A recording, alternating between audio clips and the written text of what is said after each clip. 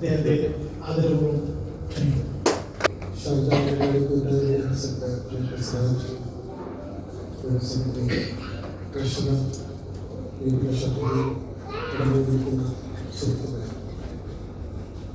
ഇന്ത്യയുടെ 79ാം സ്വാതന്ത്ര്യം ഈ പ്രവാസ മണ്ണിൽ നമ്മളും ആഘോഷിച്ചു.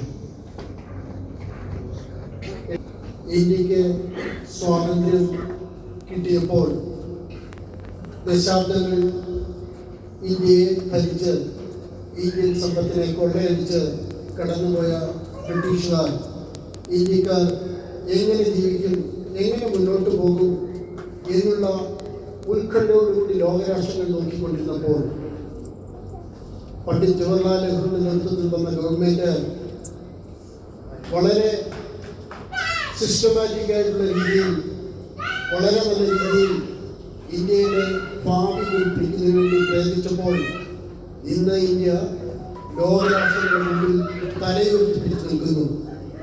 പണ്ഡിറ്റ് ജവഹർലാൽ നെഹ്റു കൊണ്ടുവന്ന പഞ്ചവത്സര പദ്ധതികളും ഒപ്പം വ്യാവസായിക വിപ്ലവവും ഒക്കെ ഇന്ത്യയെ തലയുയർത്തി പിടിച്ചു നിൽക്കുവാൻ സഹായിച്ചിട്ടുണ്ട് എന്നുള്ളത് നാം ആരും വിസ്മരിച്ചുകൂടാ.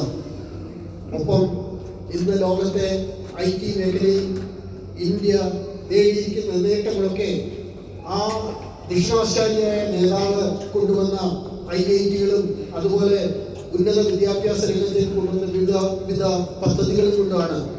അതുപോലെ തന്നെ എയിംസ് പോലെയുള്ള സ്ഥാപനങ്ങൾ ഇന്ത്യയിലെ മെഡിക്കൽ രംഗത്ത് വിപ്ലവകരമായ മുന്നേറ്റം കുറിക്കാൻ സാധിച്ചു.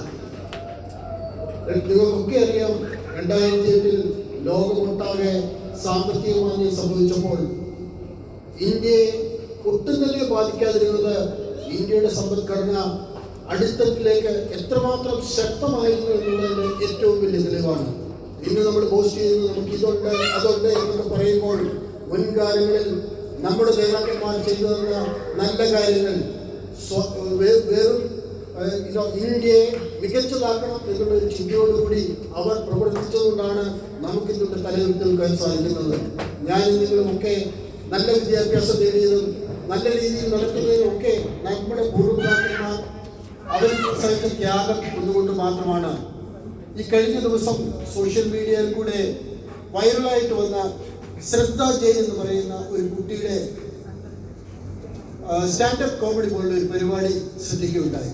ഒരുപക്ഷെ നിങ്ങളൊക്കെ കേട്ട് കാണും. പണ്ഡിറ്റ് ഭീം സിംഗ് ജോഷിയുടെ വളരെ പ്രശസ്തമായ ഒരു ദേശഭക്തി ഗാനം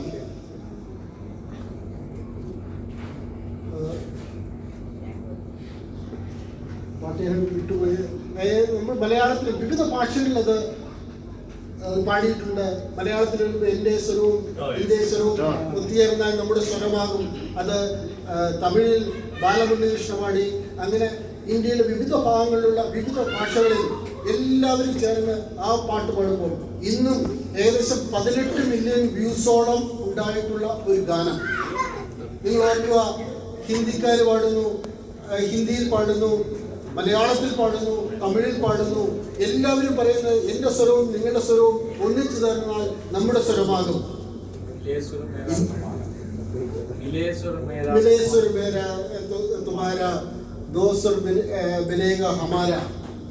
പാട്ടാണ്.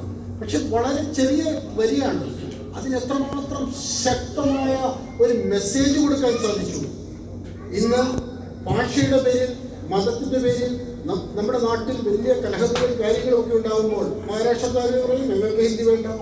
സൗത്ത് ഇന്ത്യയിലോട്ട് വരുമ്പോൾ മലയാളിക്കും തമിഴിനും കർണാടകക്കാരനും അവർക്കാർക്കും ഹിന്ദി വേണ്ട. ഇപ്പോഴാണ് ആ പാട്ട് വന്നതെങ്കിൽ എത്രമാത്രം സ്വീകാര്യത കിട്ടും എന്ന് നമ്മളൊന്ന് ചിന്തിക്കേണ്ടിയിരിക്കുന്നു.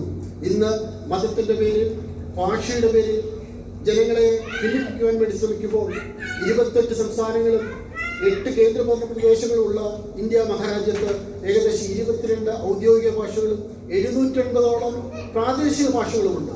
ഇതെല്ലാം കൂടെ ഒന്നിച്ചേർന്ന ബഹുസ്വരതയുടെ ഒരു രാഷ്ട്രമാണ് നമ്മുടേത്.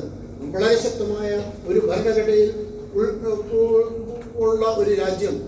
അതിൽ അംബേദ്കർ നടപ്പാക്കിയത് എനിക്ക് നിങ്ങൾക്കൊക്കെ തലയുയർത്തിപ്പെടുത്തിക്കുവാൻ തക്കവണ്ണം ഈ ഭരണഘടന കെട്ടിപ്പടുത്തെങ്കിൽ അത് ഇത്രകാലം സംരക്ഷിച്ചിട്ടുണ്ടെങ്കിൽ ഇനിയും അത് സംരക്ഷിക്കേണ്ടത് എൻ്റെ നിങ്ങളുടെയൊക്കെ ഉത്തരവാദിത്വമാണ്.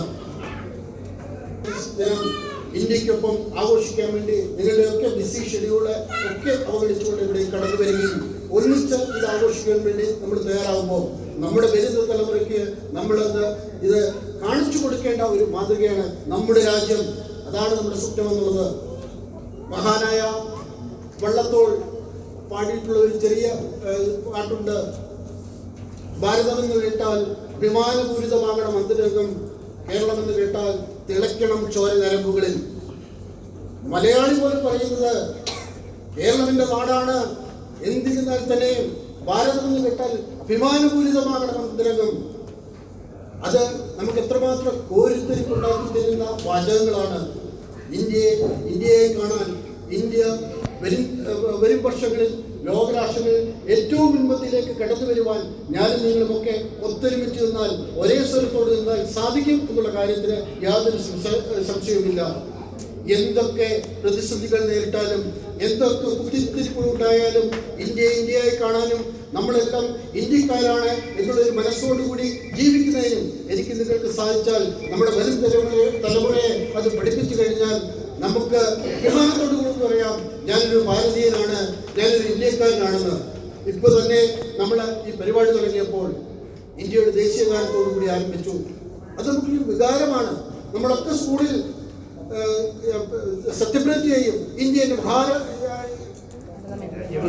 രാജ്യമാണ് എന്ന് പറഞ്ഞുകൊണ്ട്. അതൊക്കെ നമുക്ക് തരുന്ന ഒരു ആവേശം ചെറുപ്പത്തിൽ തന്നെ ഒരിക്കൽ കൂടി അഭിവാദ്യം ചെയ്തുകൊണ്ട് നിർത്തുന്നു. ജയ് ഹിന്ദ്, നന്ദി, നമസ്കാരം.